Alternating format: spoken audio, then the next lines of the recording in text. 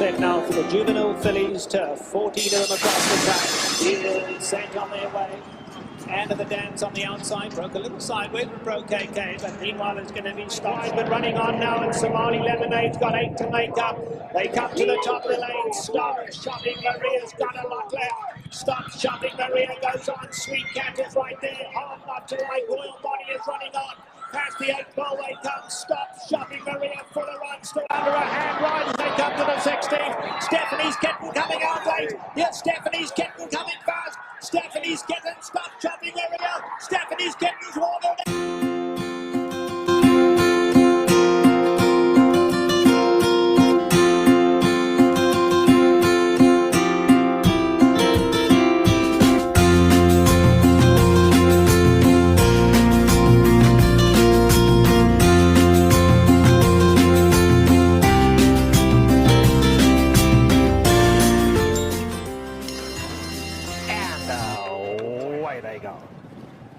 Watched the chances, broke smartly, but so did Terra from the Cape.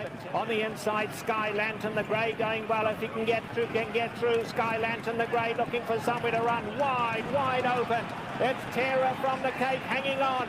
Terra from the Cape tries to go all the way. On the outside now, here comes Flotilla in the light blue. Flotilla is absolutely flying. Watch the chances in there too. But Flotilla has gone right on by. And Flotilla is coming home to score. Flotilla has won it just about 2 in the end.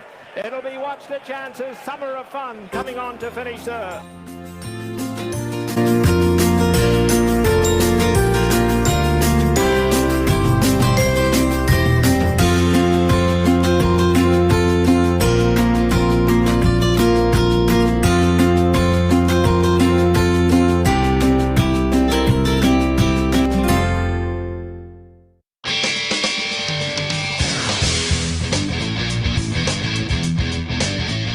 Live from the backstretch at Saratoga, this is the Handicappers Report. The Handicappers Report is brought to you by Pinnell's Restaurant, a Saratoga tradition since 1922. 284 Jefferson Street, Saratoga, just minutes from the track. The new Capital OTB wagering platform. Bet any place, anytime with the new Capital OTB wagering platform. And CapitalOTBBet.com, the premier wagering site in New York State.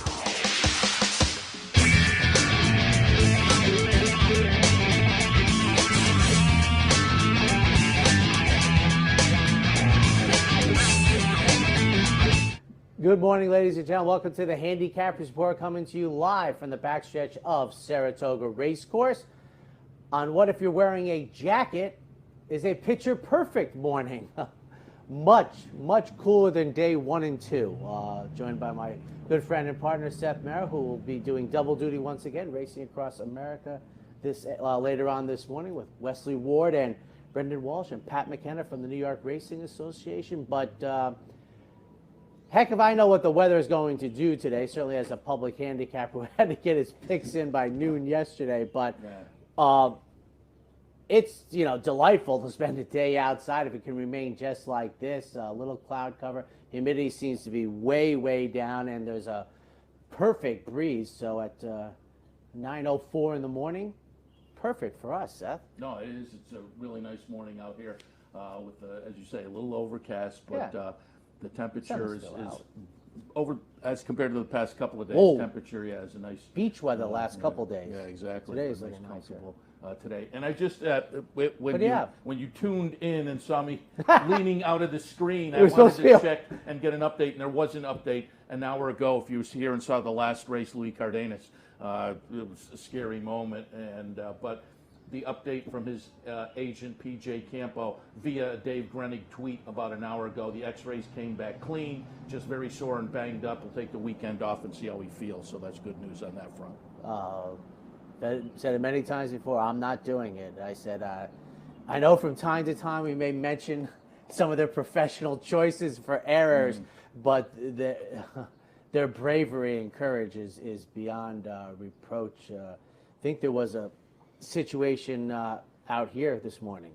Okay. First time in my entire life, and I've been coming up Nelson Avenue, well, at least with a driving car since 1979, and we had the ambulance and the fire trucks were out here. I was pulling up about 8:15, and I was there for about 10 minutes. I could see them bring the stretcher over in. There was a bunch of people, and then they let us go through before the stretcher came back out. But we hope whatever happened over there behind us at Clare Court this morning is safe and sound. Also, quick note before we get into it, and I have to look it up now. The Diana is listed for 4-year-olds and up fillies and mares. And the reason I mean, since we've had the Lake Placid and Lake George, 3-year-olds stopped running in it. Perfect Arc, I think, was the last 3-year-old to win it. That was before you got the double series up here as the meet was extending. But I was thinking to myself, it's a grade 1. It's $500,000. I don't think the Lake Placid is that much. And if you had a really strong 3-year-old filly and you're trying to win a turf championship, I think Lady of Venice was the last 3-year-old who ran in the Diana when the series for 3-year-olds was available. I just was surprised to see that. I was like, well, what happens if I had a dynamic 3-year-old filly? Maybe and be like. And at this time of year, that 3-year-old to 4-year-old difference starts to be mitigated a little bit. And also with what appears to be as if the big turf races out at Arlington Park might be nearing the end. Yeah, unfortunately, they're a great day in the sun. But just the thing. I mean, I love the Diana.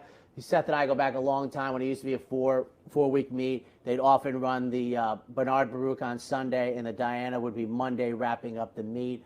Split divisions when I was in my early 20s. Just a fantastic race, and we'll get to it. I think it's another fantastic edition again. Yeah. But I just was surprised when I saw that condition again. Luis Saez, 3 in a row again. Yeah. So I guess he's on par to win 120 this meet, but 6 wins in the bag already. Well, and he won the feature on both days. I mean, the feature. Oh, yeah, no, he's off to a very nice start. But if going by your math, as far as selecting, I'm 4 for 10 on the 2 days, so that means I'm in line for 160. Somehow I think that's not going to happen. Well, I have 6, and for me, that's like having 3 on both days. That is for those who aren't familiar with my work. And for folks who tune in only on weekends, you and Brian on Thursday were doing a little handicapping segment. You tossed out a pretty nice try play in there. You know what? One of the difficult things. Well. Thank you. One of the difficult things in the parlance of discussing, because we were so long in the $2. Is that a $1,900 trifecta? I mean, how do you talk about it nowadays with people, not young people that are only used to a 50-cent increment, fractional wagering, but how do you talk about I keep track that type of score? My picks every day. Is that a $500, $480 triple, or was it a $1,920 trifecta? When I put my results down, I label my top pick an A horse, the second pick a B horse. So I'll have an A over B with an X in there. Now, is this Equidaily.com? Yeah. I want to give Seth, if you're not paying attention, Equidaily.com every day. Or now pretty much every day on Capital OTV as well. But I keep track. And so if I had an A, B, or a B, C in the top 2 positions, I'll then also keep track of the exacta if I have the top 3 positions. I do it to a $2 increment just to keep it. It's hard. Standard. I mean, the game changed, and I play dollar tries, even though they either you can have 50-cent tries. Mine's a dollar try, but that's so. I always wonder, my wife actually goes, "How much a trifecta pay?" I said, "Well, it depends. If it's 1979, it paid 1900 or 480 and change. So that's. But thank you. But that's just a part of the game. And I remember I was watching you guys a little bit before I left the house. But I know you're kind of a pyramid kind of. Oh, absolutely. I mean, if you said not counting days like the Breeders' Cup, the Derby, things like that, when it has to change a little bit, I always say take the rubber band off the bankroll. It's different. But the average bet for me would be a 1 by 3 by 6 or 7 in the bottom slot. Now I took the all on the first day. It's opening day, and one helped. The 30-to-1 shot beat the Junior Alvarado on the 30-to-1 shot, beat out the favorite. And I've often said I'd like to know what the trifecta would have been with the favorite. You get some feel for the disparity. But if you said to me day in and day out, 9-horse fields, a 1 by 3 by 6. So is one by my three, bet. Are the 3 in the second slot in your third slot as well? Yes. So how much does that ticket cost? One by 3 by 6. So you have 1 by 3, and even though there's 6 runners, one of them is the second place runner. Right. So it's $15. Yeah, Like I very said, once reasonable. again, Yeah. I'm a dollar guy, even though it's 50. And here's another thing: you go back years ago when Naira's TV show and up here is they made a decision that they would post the prices based on the lowest fractional bet. Yeah. So the trifecta isn't a $2 play; it's 50 cents. The super is the 10 versus the 2. And for everybody who's getting started in the game, it's great because that's all they'll know. But for us, it's much different. But yeah, that is my day in and day out. And then on Breeders' Cup Day, it's usually like, or Derby Day, it's like I pick 2 horses, because the value is there. So it's usually like a 2 by a 5 by about an 8 or 9 or even all if I have the bankroll. And I was saying also, and this I believe, I just can't get the bankroll. Superfectas, if you can bet it by having the bankroll to bet all in the 4th slot, is to me the best. I just can't get there because it eats up your bankroll so quickly. But even in that race where the favorite ran 4th, the function of the superfecta and trifecta was still attractive. And the favorite ran 4th. I think even at the try, if you can get the favorite out of the first 2 slots, you're in a good spot. Yeah, I mean it's my wager. I mean I know the takeout is a big hurdle, and horizontal wagering has become, because you're a big thing. You're an exactive person, right? We've talked, but over the past few years, I've moved more into picks. I'll play those, and I'll tell you, over the past few months, I know they have. I've kind of started looking at doubles. That's a throwback. But if you pick your spots, there is some nice value that, like you say, it's a throwback, and I had kind of gotten beyond it. But I'm finding it interesting over the past few months. And I know if we had 50-cent pick threes in New York, you'd be all in the deep pool. That is Seth's. I was mentioning that to the players Pat over McKenna there. might want to get some ear things. Because I use it as a backup. I back up. Like, if you get through the first leg with a $15 or $20 horse, and then use some of the horses in the pick 3, which are typically be some prices, the pick 3 can be okay if you. Oh, absolutely. Listen, you can eventually. Especially if you don't like a favorite that you think will be like a vacuum in the pool. Boy, it really helps out. You ready for today's 11 race card? I am. With the grade 1s kicking off today. The opener, we're going to have state breds, maiden special weights. We hope to go on the turf. I hope the weather stays just like this for the next 10 hours, or the entire meet, as it were.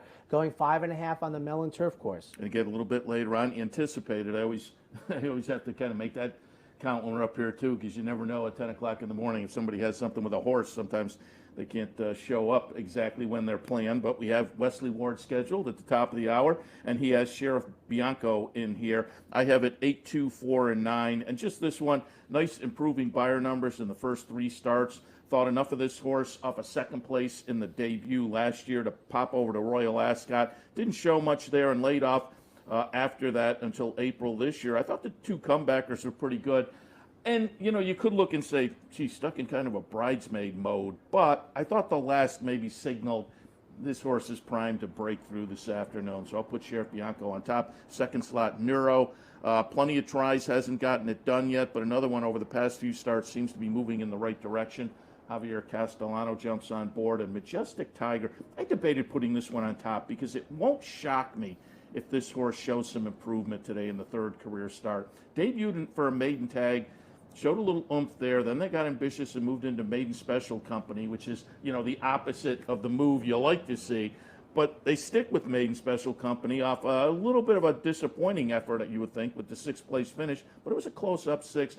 3rd start of the career. I thought that horse could be a player. And I'll just mention Martinez because I always like to mention when locals are involved, and West Point owns that one. I have it down in the 4th spot, but Shug trains for West Point. It is the seasonal debut. Wouldn't argue against that one. 8, 2, 4, and 9. Once again, bad television. We're the same boat nearly. You mentioned Martinez. I have Martinez for second. The layoff, which we talked about yesterday, has become almost immaterial. Shug gets Lasix today for Martinez in my mix. One thing, Wesley Ward with Sheriff Bianco, who's my top pick also. The horse runs its 2nd career start at Ascot as a maiden and doesn't show up again until April. So, I think it's very reasonable to presume something went wrong So getting beat 5, you know, it's, you know, in a field of 18 going 5, and then has come back this year. So the horse has run 4 times, has 3 seconds. Is clearly the horse to beat. But Martinez, to me, on debut, breaking from the hedge, you know, in a field of 9, raced well. Now starts the seasonal debut, and I have Majestic Tiger 4/3. So 8-9-4 in the opener for me. Starter allowance in race number 2. The distance, 3/4 of a mile. I am 7-5-6 in here, and Trash Talker gets my top pick. First off the claim, a $40,000 claim. Horse has shown good early speed, gets an outside attacking position. I think Javier Castellano can read the racing form and will be in good position going around. We hope at 5-1 or better, the offspring of Competitive Edge gets the job done at this level, running at this level for the first time, because after breaking the maiden and coming back 15 months later, tried non-winners of 1, tried the claiming, which is what gets him into this spot. For second, number 5, Repo Rocks, who's even money in here for Tom Morley, coming off of a victory at Belmont Park on June 25th. It's going to be very tough to pay in here, and on buyer speed figures, which are very reliable on Dirt Boy, he really seems to be the Mount Everest in this race. And for third, number 6, Christopher. So 7-5-6 in the seconds. I went a little against Repo Rocks too. I went 3-5-7-4. I thought Baby Yoda. It's just kind of an interesting scenario. Big win in the debut. It wasn't a big number, but it was competitive with this field. But it was for a $10,000 tag. Didn't get picked up. They tried optional claiming company in the subsequent start, and the horse had a little trouble. But then moves into the Bill Mott barn and comes to New York. I thought the scenario was just intriguing there. Gets Jose Ortiz on board. Repo Rocks, off the last few starts, just seems to have improved nicely since moving to the new barn, the Tom Morley barn. And Trash Talker with that early speed, I agree. That one is certainly a player in here with Castellano on board. So race 2 at Saratoga on Saturday afternoon, 3-5-7-4. And you know what? On a big scale racing, it's nice to see Pimlico in the summertime. I think it looks good on the television as they're getting things straightened out in Maryland. Pimlico, which over the last couple of years has had just this very short May meet, you know, to get the Preakness in, and then they get back out of Dodge. But now they've been running. It looks good on television, in my opinion. And on to the third race, mile on the inner turf, open company, Fillies and Mares in for 80 or entry level or 1X, the 3-year-olds, excuse me. And just again, if weather should change as the day goes along, dirt picks are over on the website, capitalotv.com. And one quick thing, I think my math is right. Battle Bling is the only one in here for the tag. The rest are all the 3-year-olds in for the 1X. Right. Just like to mention that, we have a few MTOs, the 4 and the 8. Go ahead, pardon. 9, 2, 7, and 11 for me. I put third draft on top. It is Shug. It's a horse that, you know, was kind of showing some promise, showing some life, broke through in the 5th career start, and then they moved into the, you know, the limited winners optional claiming company, and I thought ran a good race last time. They were behind Miss Delicious, who's entered in here, and I have that one down in the 4th spot, and I may regret that because, again, that's a nice improving horse as well. Tough post, though. I mean, you got to overcome that. Absolutely. You know, that is a true blue hurdle in this. My point is, the one good thing is, well, you has to use the speed, is required to be on the engine, and we'll see if that hinders the final 8. And don't forget, with the MTOs, the horse is going to be the 9. And, it's going to get the 9 post. It's not as bad, but it is the outside post position. Go. Has some early speed, and you would assume John Velasquez will try to get some nice position going into the first turn. So for me, third draft though on top.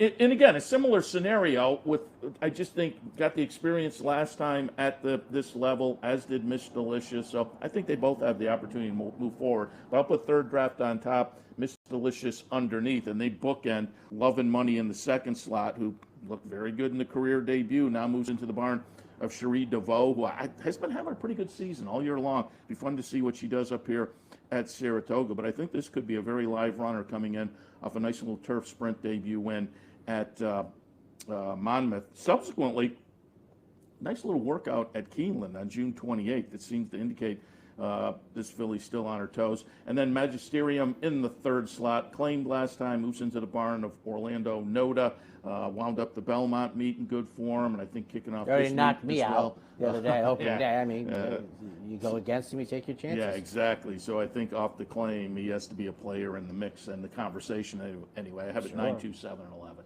So you see a couple of similar numbers in there. Miss Delicious is on the outside. She's got to face that brilliant rider. She's I have always said, like, sometimes for jockeys, I think it's helpful that there really is no choice. You have to go. I think third draft, if you're envisioning, will have probably the number 7 post position. Almost figures to get the trip that she wants. She's going to be in a good post, just settle in, doesn't need the lead.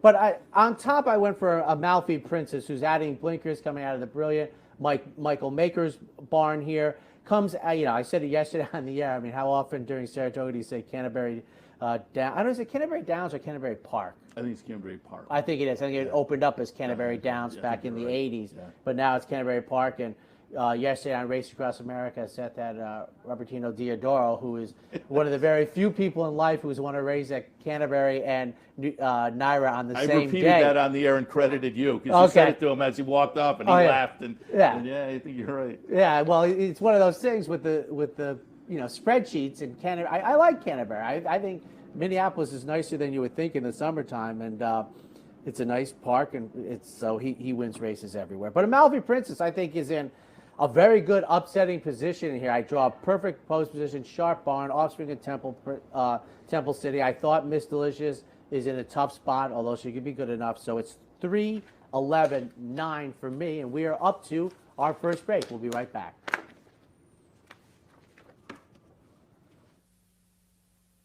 Buy a Ford your way with DePaula Express. Select your Ford, then complete the sales process from the comfort of your home or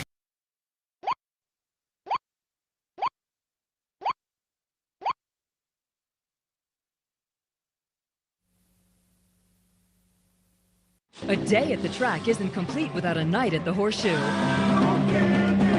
Great food, hot music, and cold drinks. So why go downtown when all the action's just across from the track? The Horseshoe Inn at the corner of Nelson and Gridley.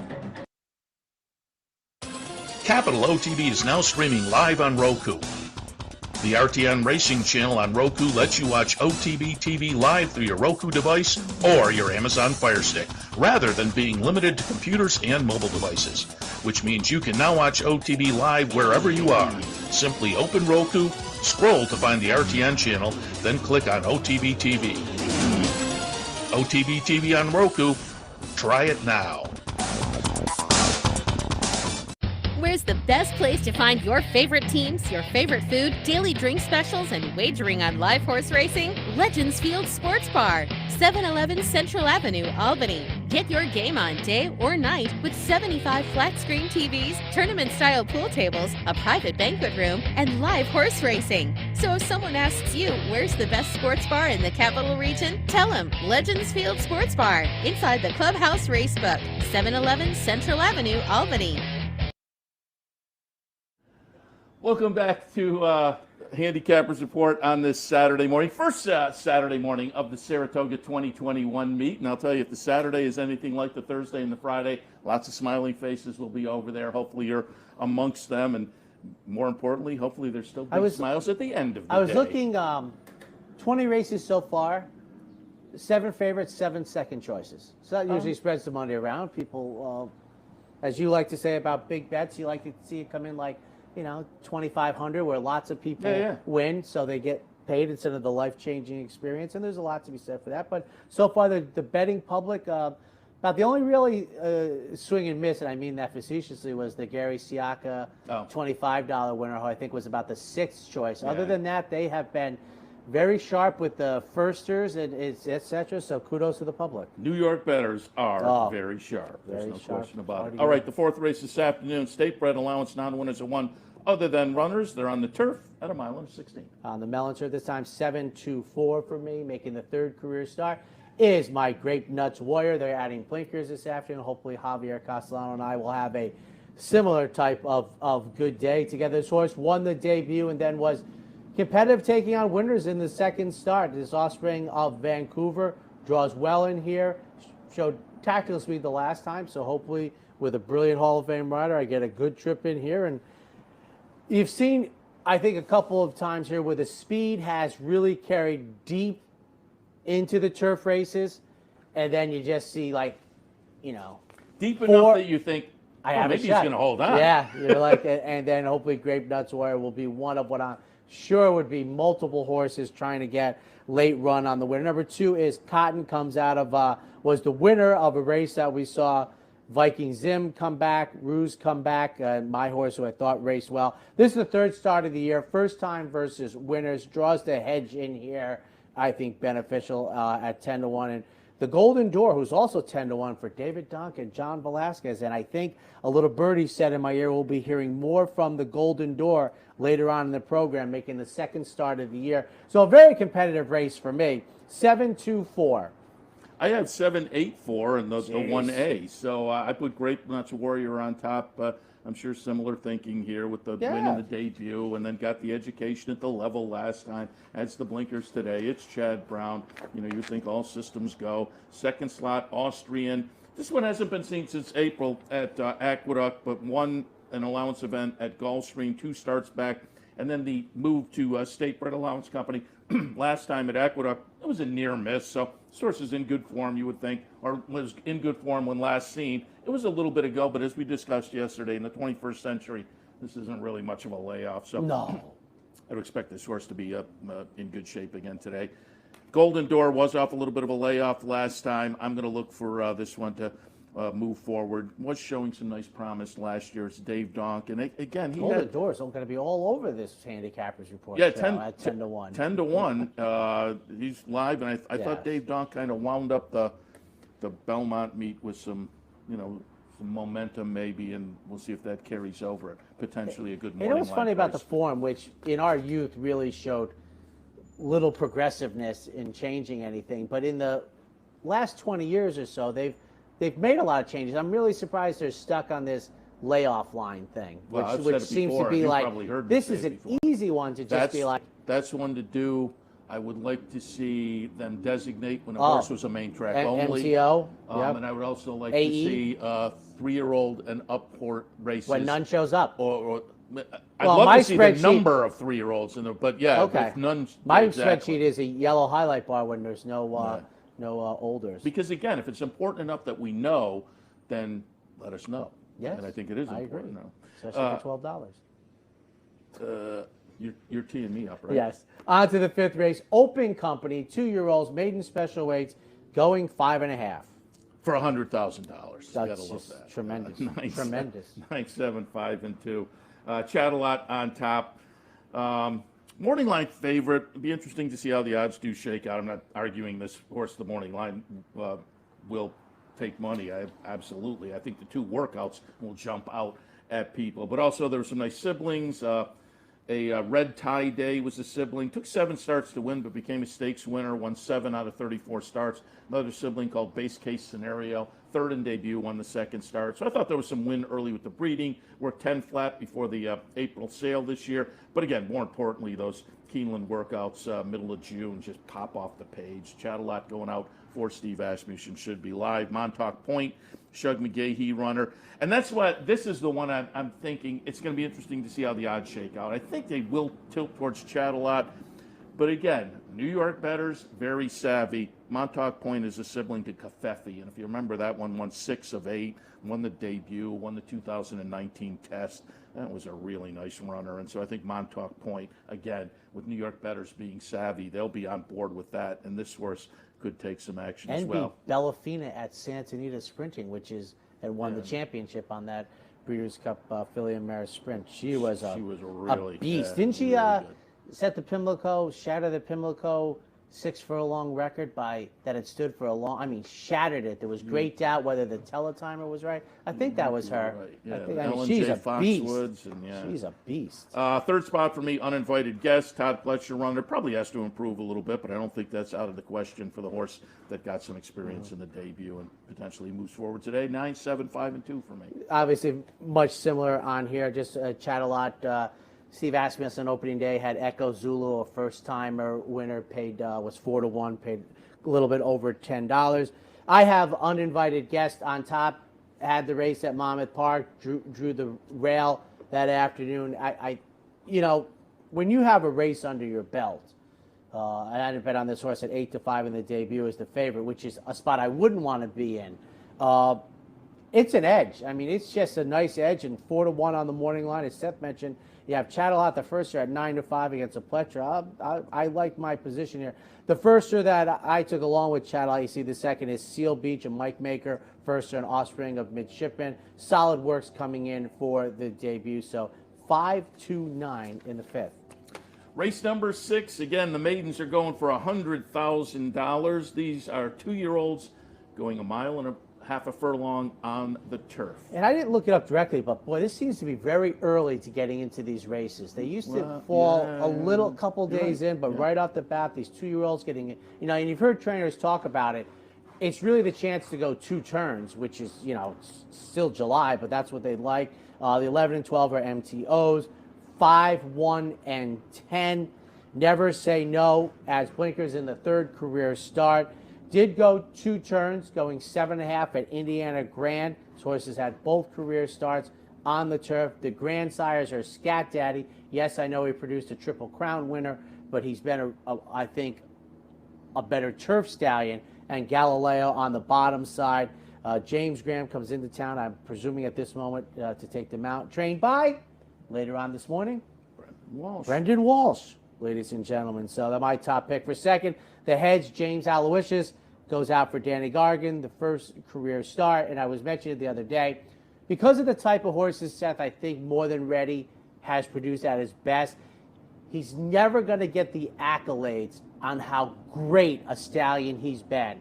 Middle distance turf, sprinting dirt isn't really revered, but I'm telling you, he has been outstanding in his career. And for third, another firster, number 10, Great Britain, as we are on the Saturday of the Open Championship for Grand Motion. The wrong Grand Motion won yesterday for yours truly, but kudos to them. 5, 1, 10. 4, 10, 7, and 9 for me up a portfolio company on top. I always tilt automatically towards the Chad Brown-Klarovich first-time starters. And if you didn't see in the winner's circle yesterday, they were each given in their appropriate category Belmont meet titles, the trophies there yesterday. But this one has a sibling called Charming Kitten that won its debut, another sibling Queen's Plate Kitten was second in debut and then won the next 2 starts. So there's plenty of win early on the breeding side, and again, the connection screen win early as well. So I will tilt in that direction. I'll use Great Britain. For me in the second spot, there's a sibling called Righteous Ruth. Second in debut, won the next 2 starts, so a little bit of win early breeding there via Rutharian. So we'll go with the Grand Motion runner at that 12-1 morning line underneath, and then at 8-1 on the morning line, the Shug first-time starter by honor code Informal. This is the kind of race that I like up here, and I'm looking for breeding and whatnot. I took a look by Constitution, the Bill Mott first-time starter could be a little bit interesting, and I thought about that horse, and James Aloysius looked at that one as well. But I wound up, again, using in the third spot Informal with a little bit of breeding. The workouts don't jump out, but I tilted in that direction. Ansel, I thought, could be interesting for Bill Mott as well. But for me, 4, 10, 7, and 9. On to the 7th race. 5.5 furlongs on the Mellon Turf Course. Optionals in for 80. Non-winners to 2 other than. And I will mention, had Dan Collins from our friends at Bonaventure Stables on, again, locally based. And Bonaventure, of course, sponsors some of the events and programming here, so we root for them. And when I had Dan on the other day, entries hadn't yet opened up, but he was saying later this afternoon we're going to put the. So you had him on Sunday. Competitive. We had him Wednesday. The entries were for today were. Oh, for today, today's racing. Yeah, that was okay. Yeah. I thought you had him on for Sunday. He was waiting for the opening day entries to come out later in the day. Well, he worked that too because they have an open day horse. Yes, but this one he said we're going to put it in, and so and he liked the obviously the way the career had started. And then there was a little bit of a hoof issue, and so I looked at Competitive Saint. I just went in other directions. 4, 6, 1A, and 8. I put Super Dormy on top for Mark Cassie. I thought the last couple of starts, both this season, 2 starts so far this season, down at Churchill, a couple of good second-place finishes. I thought they may have the horse set up well for the third start back and maybe a move forward. Duress in the second spot for Tommy Albatrani off a seasonal debut that I think the horse can move forward from and be a little bit intriguing in here. And then Shecky Shabazz might wind up being the horse to beat. Maybe. I think this horse's better form is going back a little ways. And if you look at the last few races, they still may be good enough in here, but I don't think they're quite as good as what we saw a little bit earlier in the career when the horse was with Jason Service. But I put Shecky Shabazz in the mix as well. 4, 6, 1A, and 8. I think Brian loved him in the Breeders' Cup Turf Sprint that year, and I loved the winner who made every pole, the winning one under Javier at about $30, Belvoir Bay, who was one of those horses that escaped the fire. Oh, right. Tremendous story. Similar in here. I think this is one of the most competitive races on the card. Good luck to the horizontal players here. I have Duress on top, second start of the year. I thought a nice tightener for this spot. I mean, should move Duress forward under Jose Ortiz. I'll take the entry, either one. Happy Mac from the rail, Shecky Shabazz outside, and then Battle Station. But boy, I'll tell you, Gear Jockey in here, Competitive Saint in here. Very, very tough race, the 7th race. We'll take a quick break. When we come back, more from the spa. Welcome to the West. I'm Scott Varley at Saratoga's latest and greatest high-rise luxury condo. Starting in the mid-5s, every condo here has 2 bedrooms and 2 baths and upgrades, just like this. Check out these oversized private balconies. We also have a gym, a private lounge, and get this, a heated parking garage. To make a reservation for your private condo at the West, call or text me. I'm Scott Varley at 518-281-6808. Capital OTB is now streaming live on Roku. The RTN Racing channel on Roku lets you watch OTB TV live through your Roku device or your Amazon Fire Stick, rather than being limited to computers and mobile devices, which means you can now watch OTB live wherever you are. Simply open Roku, scroll to find the RTN channel, then click on OTB TV. OTB TV on Roku. Try it now.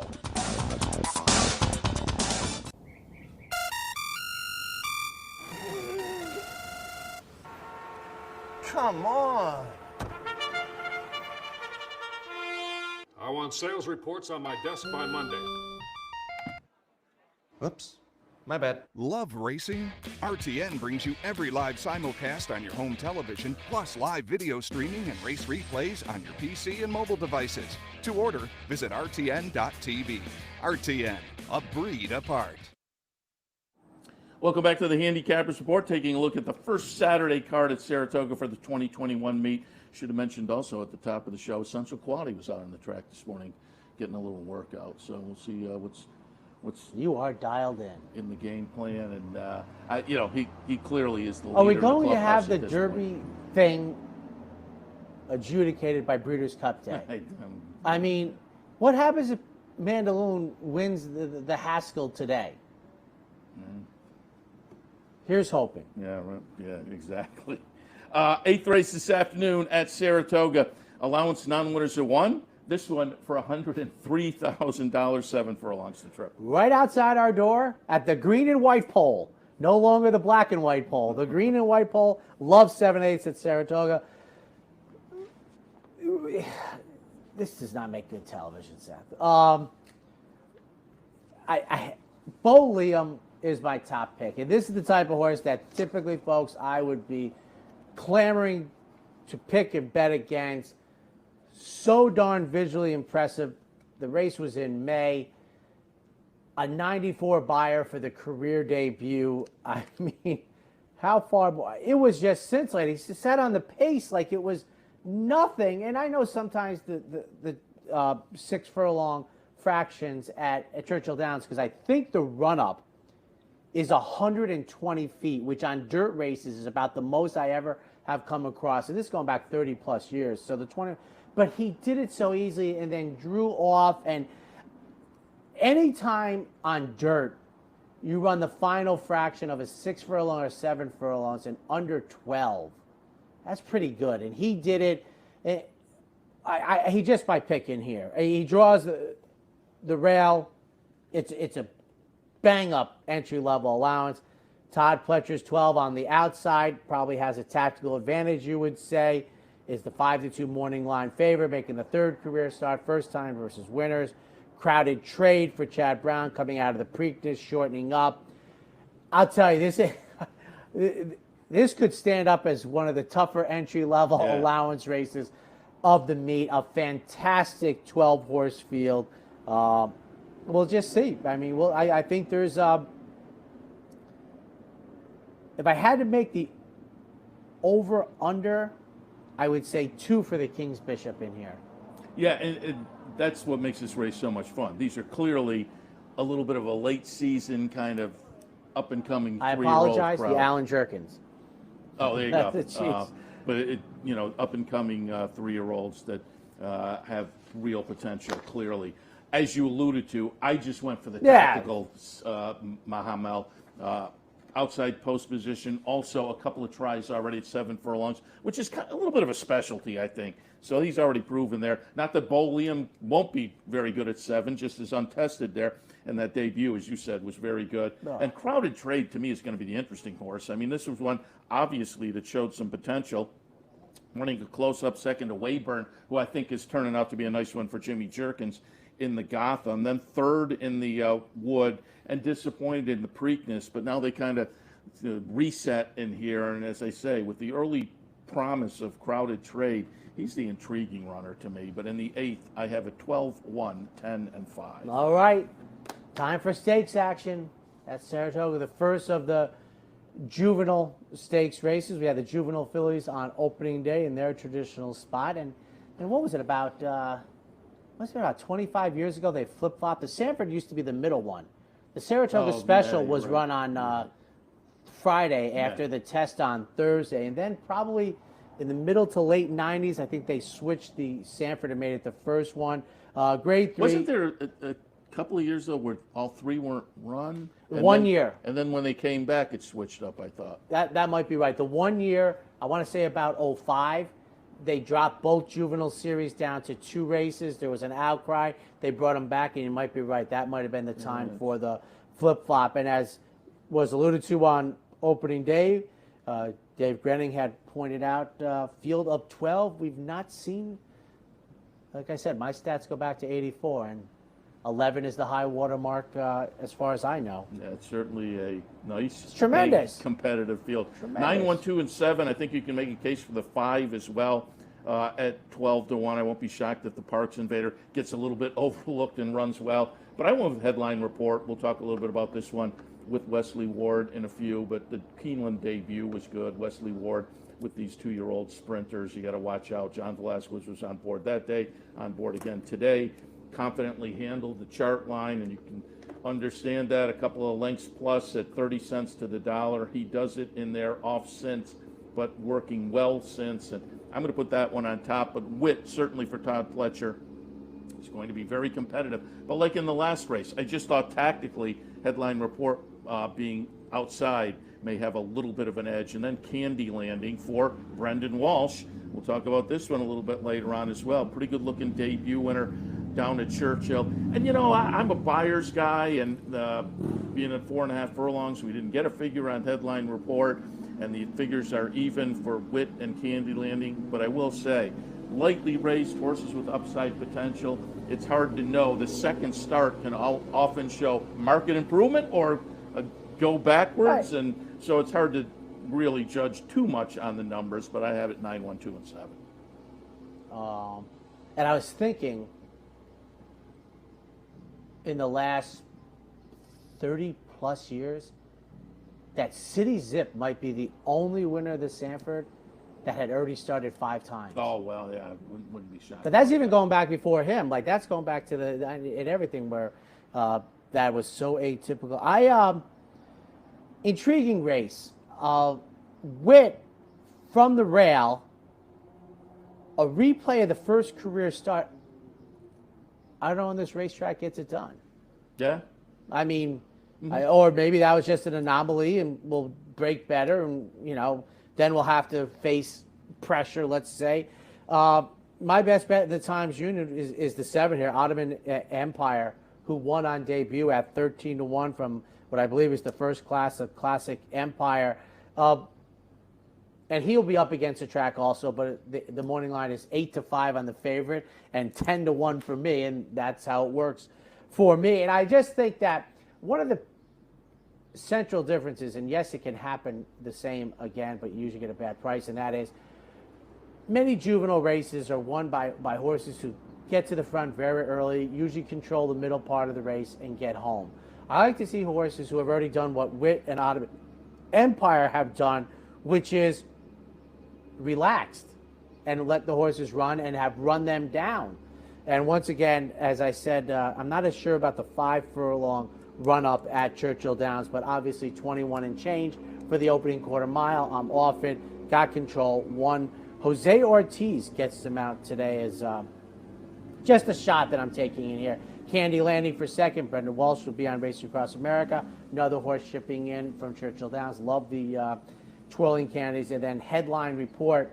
Gormley, I had my eye out. That might be a nice sire, an above nice sire. Had a very abbreviated career. Didn't make it to the classics, and now Son of Malibu Moon, who I think was just pensioned recently. I think it was Malibu Moon. Right. I think is something. So 7-2-9 in a terrific renewal of the Sanford. 10th race this afternoon. It is more stakes action, more Grade 1 stakes. Well, actually kicking off the Grade 1 stakes action for the meet. It is the Diana Grade 1, $500,000 up for grabs. The ladies are on the turf at 9 furlongs. Good luck, you horizontal players. I mean, are you kidding me? I guess if you take the Chad Brown runners, you know, to win this race for, I don't know, 8th time in 9, I don't know. It's horrendous. It's a terrific horse race. Last year's was terrific. Just 3, 7, 6.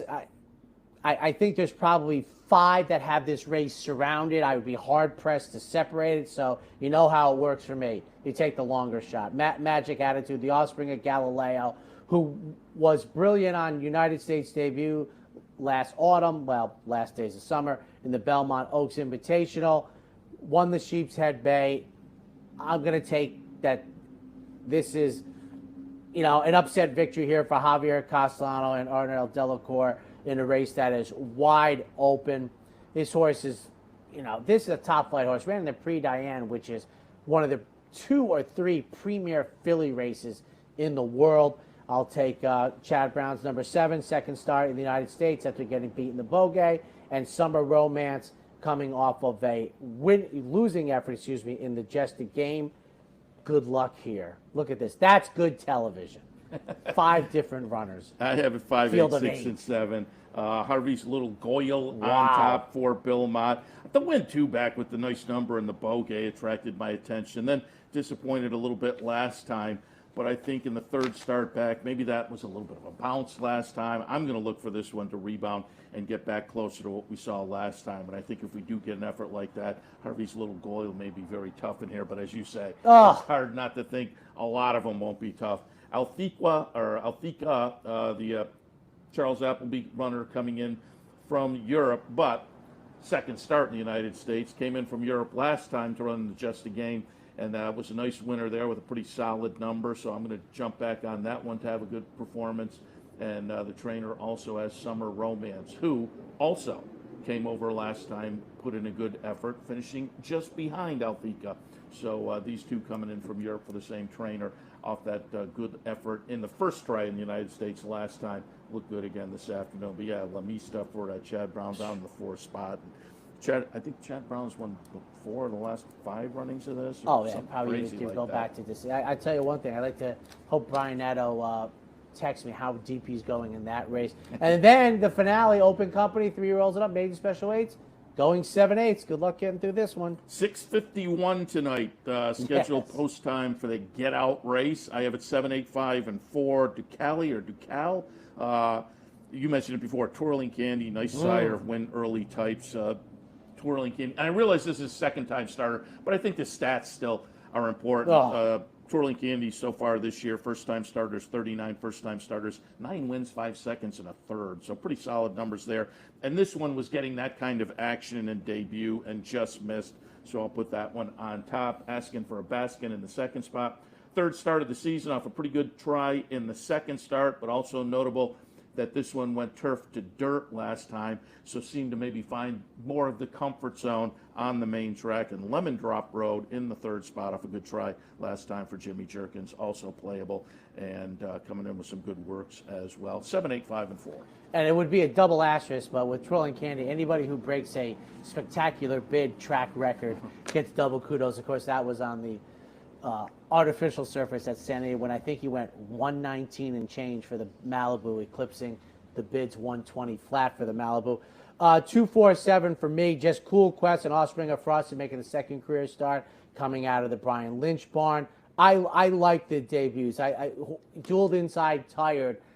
I like that going forward. Now, the same thing could happen again, which would be problematic, but at 8-1 with John Velasquez in the saddle today, I'll take my chances. Sharp workout the other day at the Spa. Bullet going 46 and change. Southern Flag, Bill Mott's runner making the third career starts off back-to-back 1 mile efforts.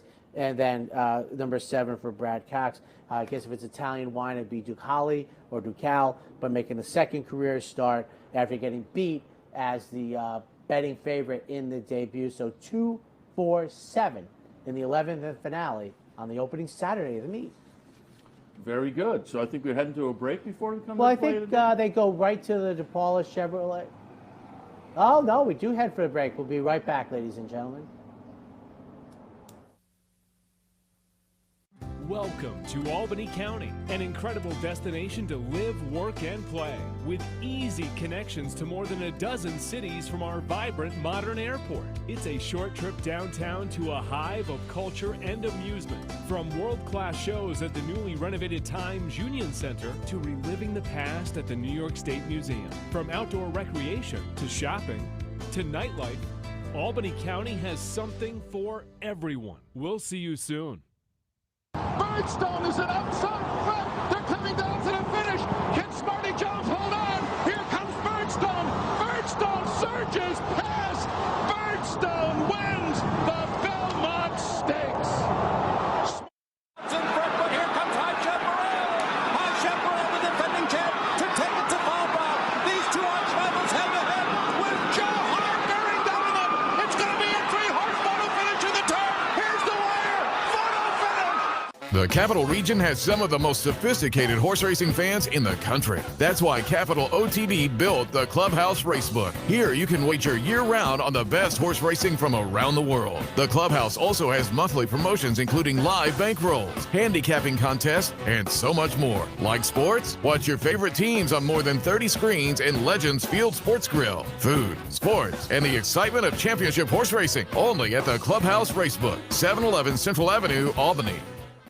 At DePaula, we think of our customers as family, so we want your experience here to be fair and easy. Whatever you drive, any make or model, DePaula is at your service with 100 bays and master technicians. So come join the family and think DePaula for all your automotive needs. At DePaula, we think of our customers as family, so we want your experience here to be fair and easy. Whatever you drive, any make or model, DePaula is at your service with 100 bays and master technicians. So come join the family and think DePaula for all your automotive needs. It's post time for today's DePaula Play of the Day.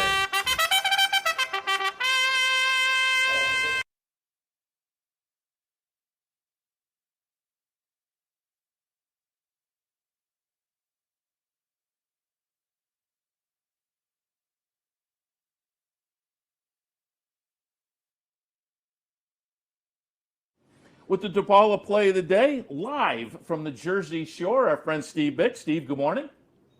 Seth, good morning. Anthony, good morning. Good morning, Steve. And as you are live from the Jersey Shore, we will ask, with the Haskell coming up this afternoon, give us a little weather report.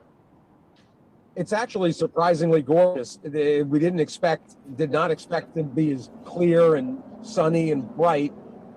There's a chance of thunderstorms maybe late in the afternoon, but with every passing hour, the percentages of rain chance have diminished. So we're looking pretty good right now. It's hot and sunny and perfect weather for the beach. Very good. And for the Haskell. Good. And just before we get to our play of the day, I have to ask you, since we brought it up, any thoughts on the Haskell this afternoon? Mandaloon, Hot Rod, Charlie, what are you thinking? Well, I think a Following C is going to light out from the rail and is absolutely the horse to catch. and it will not surprise me at all if he wires that field. You've got horses with similar styles that are going to be, kind of pressing, but I won't be surprised if he wires. I thought at 9-2, Midnight Bourbon was probably, the right bigger price. Hot Rod Charlie, I suppose if Following C doesn't wire, it's Hot Rod Charlie. I think you got to use all 4 in that 20-cent cross-country pick 6. So I'm going to use all 4, but I'm not going to be surprised the Following C is this good. Nice. Very good. Well, let's get to today's pick. Before we do that, let me congratulate you. Opening day, you jumped in and your play of the day got it done at a nice price, so you're off to a good start. The pressure is on. Race number 4 this afternoon for today's play of the day. As I explained on Thursday, on opening day, for me, a play of the day is supposed to be a price horse that you can build around. And my favorite arena for that are turf routes with state breds. And that's what we've got here. You've got about 4 horses that are within a length of each other, horses like Austrian and Matty Express and Great Nuts Warrior. But at 10-1, the Golden Door, or 12-1, the Golden Door feels like a terrific key horse. And actually, there's also the other David Donk that's okay, the Last Ace. But I'm going to side with the Golden Door, second off the layoff, and I think has got a big shot to either win or be a horse to build around. It's a fabulous day for taking shots with double-digit horses, 8-1s, 10-1s, 12-1s. Detroit City in that maiden 5th, 10 for 10 for Shug coming back for the 3-year-old debut in that 8th race may be the best race anywhere all day. You've also got Ottoman Empire, who I think is going to come from off the pace and potentially win the Sanford. There is nothing terrific prices to play with today. Very good, and we'll root for your Golden Door in race number 4. We'll also root for you to get back here to the set for tomorrow's kickoff to the 2021 Loose on the Lead season. So have fun this afternoon down in Jersey and travel safe to get back here for tomorrow morning. Good luck to everybody. Appreciate it. Steve Bick with the play of the day. And I will say, even though, and I've said this before, even though Monmouth Park is in northern Jersey, it is not an easy ride for upstaters. It is. You just keep driving. It's not like going to Newark Airport. 2 hours and 20 minutes, you're there. You got to keep going, but it's beautiful once you get there. I will say this: first time I went there was for the '87 Haskell Ali Sheba lost code bet twice. As soon as I saw the racetrack in person, my first thought was Ali Sheba can't win with this short stretch.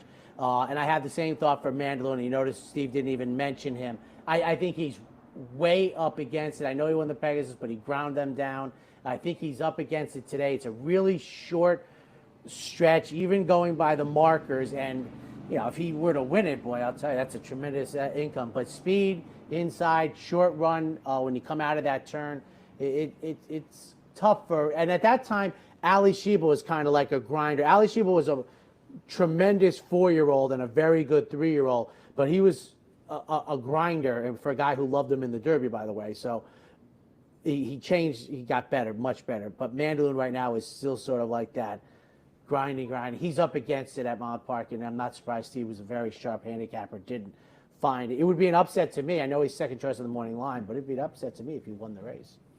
And that comes up a little bit later today, Haskell, and certainly that'll play into the remainder of the 3-year-old picture this summer. We will have the Jim Dandy and the Travers coming up a little bit later. And as they say, essential quality out working out this morning here in prep for the Jim Dandy. Yeah, I mean, you hope it all comes together. You hope the other thing gets resolved. So maybe we'll have the Derby winner in the Travers. Absolutely. Well, or will we keep the two apart? Mandaloon and essential quality. No, you can't do that for that race. Pennsylvania Derby's right around the corner. Big money. Two of the most prodigious owners in the game, and you're going to be like, which one do you tell gets the Pennsylvania Derby? I know money's all the same, but I don't think they're looking at the bottom line for money, those two groups. Good point. All right, we'll wrap it up for the He Handicapper stays, Sport. I go. Racing Across America up next.